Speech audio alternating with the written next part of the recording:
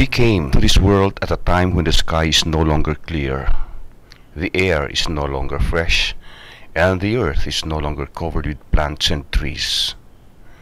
I left his mother for 6 months when she was only 2 months old because I had a training in Japan at the prime of my career as a public servant. After 22 years, it is catch-up time for lost moments, at least to my daughter's son, Akiboy.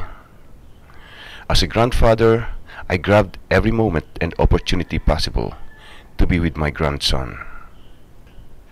You really have to be a grandfather to experience the joy and happiness of having a huggable sweet little baby in your arms, even at times when he grabs my hair while I carry him at my back. There were times too when we were like two boys trying to get lost in the modern-day forest, wandering around as if we are trying to find a hidden treasure or something. Now at 50-something, I thank God that the world is still great, despite the heavy suburban traffic, the decreasing flora and fauna, the inescapable collaterals of modern-day living, and downturns of city life. I thank God that I can still carry Akiboy despite my injured knee. I may have taken pictures more than anyone else in my community, and I have recorded the passing of time with camcorders and smartphones.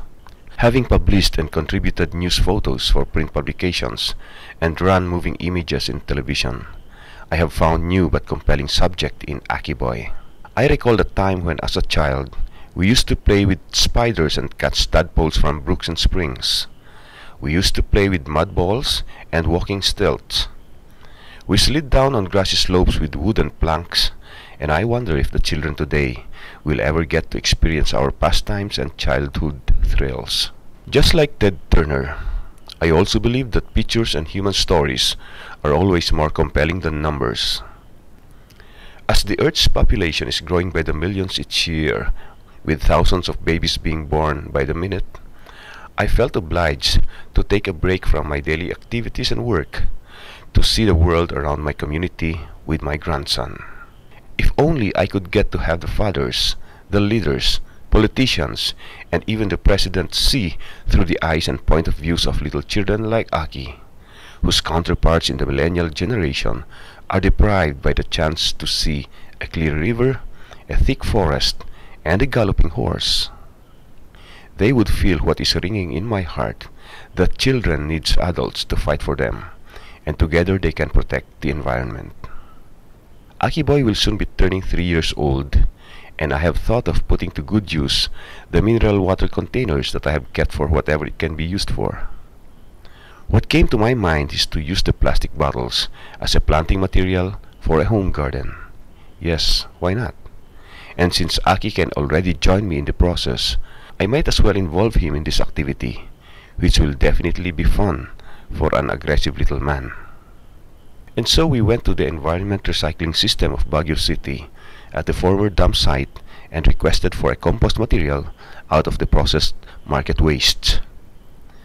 The place used to be an eyesore and a subject of criticisms by many, who tagged the place as the Smoky Mountain of Baguio. As I observed little Aki drop his veggie seedlings for our rooftop garden and water it with excitement, I saw the face of a potential eco-warrior who can someday be a steward of the environment. The little gesture may be simple, but I believe that we all need to take small steps like what Aki and I did. I may no longer be with him in the years that he will venture into his own world and find his place under the sun with conviction. But what matters to me is that I can someday whisper to myself, "That's my boy."